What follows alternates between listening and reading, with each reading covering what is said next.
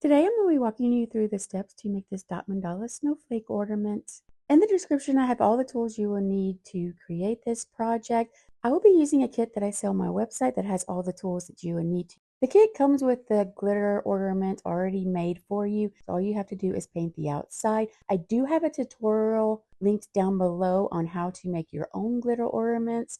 The link is down in the description. The first thing you need to do for the ornament is to clean the surface with the rubbing alcohol. This will remove any oil from the surface and allow the paint to adhere properly. Next, we're going to find the center of the ornament. In order to do this, I just use a small nail dotting tool and place a small dot right where I think the center is and just kind of check. If I think I have a good spot, I will then go in with a larger tool. In this case, it is going to be the purple rod and place that first dot. Once again, I'll check the placement to make sure I'm happy with it. If so, I'm going to keep loading this dot up with a lot of extra paint. Every time I do this, I am not pressing the tool all the way down.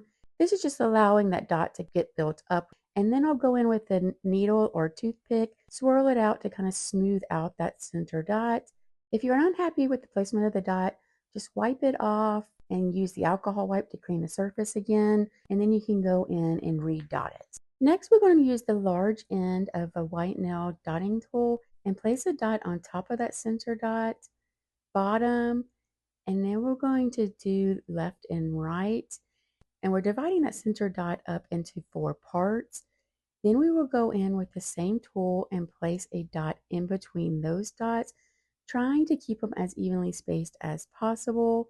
After placing these last few dots, we then have the first row complete, and we're going to move on to the second row. On this row, we're going to be using the same tool, the large end of the white nail dotting tool, and we're going to be placing a dot in between the dots of the previous row. So I'm just looking at the space between those 2 dots and then placing that dot right on top of that space. If one dot looks a little small, you can go in and add a little bit more paint to kind of adjust the dot size. And we're just going to slowly do this as we work our way around. I'm also paying attention to the dot on the other side that I already placed, making sure that lines up in a straight line. This dot lines up where it goes straight through the center all the way down to the bottom dot. If you get any paint where it's not supposed to be, you can use the Q-tips to just wipe away that little extra paint. And if you need to, you can also go in with the alcohol wipe to re-clean the surface. Next, we're going to move to the small clear rod, and we're going to place a dot in between the dots of the previous row. This one sits really nice in that little space that we created, so it's sitting a little lower than the previous dot. So we're just going to kind of get it as close to those dots as we can, but still leaving space so that blue can shine through. Again, I'm also looking at the placement of the dots with the dots on the other side, so making sure like this dot lines up with the center and the dot on the other side, and that will get you a beautifully spaced mandala. For the next row, we're going to use a medium clear rod to place a dot directly on top of the dots we placed on the previous step. I take my time on this and make sure I line it up as best as I can. Again, just visualize that line going through the center of the mandala, and that will help keep those dots directly on top. And we're just going to slowly work our way around. If one of the dots looks a little small, you can always go in and add a little bit more paint to make it slightly bigger.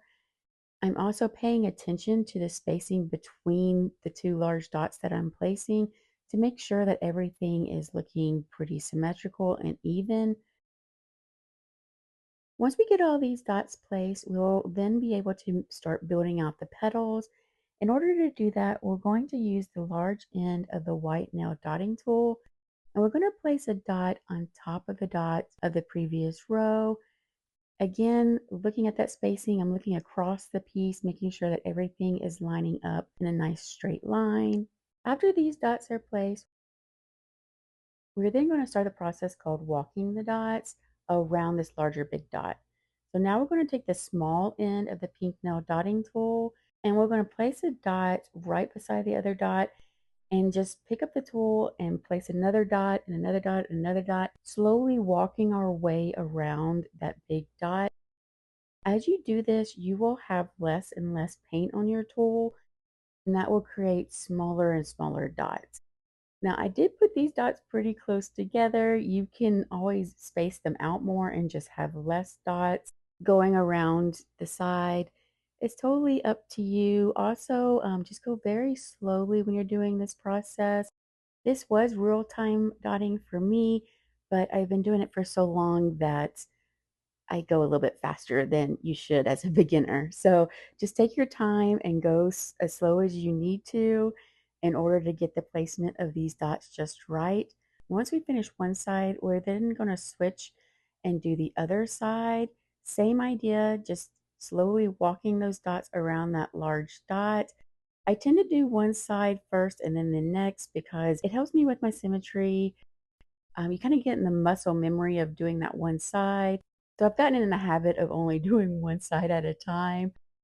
Also, when I'm placing these dots, I'm also looking at the spacing between these two petals, just checking on the spacing between each one, which will also help with the symmetry of the overall look of the piece. Once you have placed walking the dots on both sides of each of these larger dots, then you are ready to move on to the next step. With this next step, we're going to be building out the petals even more. To do this, we're going to use the large end of the pink nail dotting tool, and we're going to be placing these 3 dots on top of each of the petals. For the placement of these dots, I am just taking that top dot and just kind of visualizing splitting it in half. And I am placing one dot to the left of where that line would be and the other dot to the right. So just place one slightly to the left. The next one will go slightly to the right so that it's making like a little triangle. And then we're going to add another dot on the top to make a larger 3 dot triangle on top of the previous petal.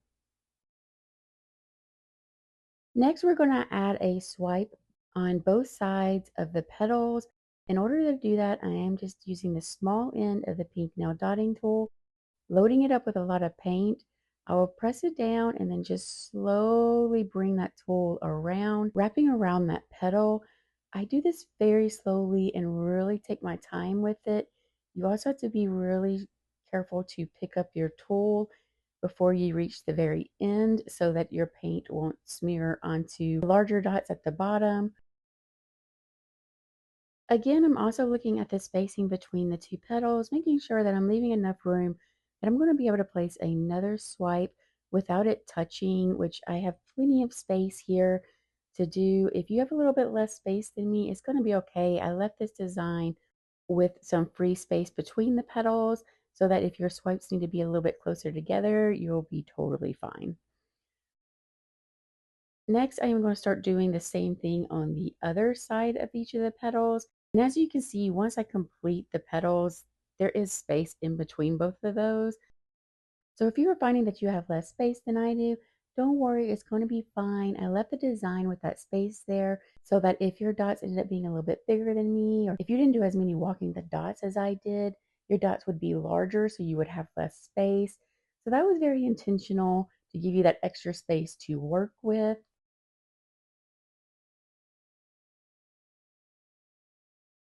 For this next part, we're going to do like a row of petals using the large end of the pink nail dotting tool. We're just going to place a big swipe going from like the outside edge, going straight down in between those petals, stopping right before we get to the petals. Now for the placement of this, I'm just kind of looking at my spacing, trying to make them the same length. But if one's a little bit off, it's really not going to matter with the rest of the design. For my placement, I'm just really looking at that outside edge and just finding the spot where it looks like it's going to be about the same length as the other petals, and then just slowly dragging that tool down. Also, if one's a little bit shorter or longer, you don't have to worry about it. If you want to fix it, you totally can. It's up to you. With this particular design, it's not going to matter as much, so you don't have to worry about it and stress out about it so much. Next, we're going to use the small end of the pink nail dotting tool, and we're going to place a dot slightly lower than the other dot, and then just slowly drag that paint down to a point. And you can just see I'm just kind of slowly dragging it down, curving it in towards the previous swipe. And I'm going to end up doing this going all the way around. Really take your time on this. I find this part to be quite fun. The smooth surface with this paint just really slides right onto the ornament.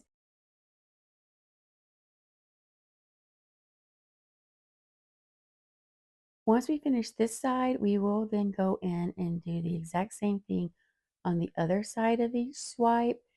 Still using the small end of the pink nail dotting tool. Just going to go in, place that dot, and slowly drag the paint up.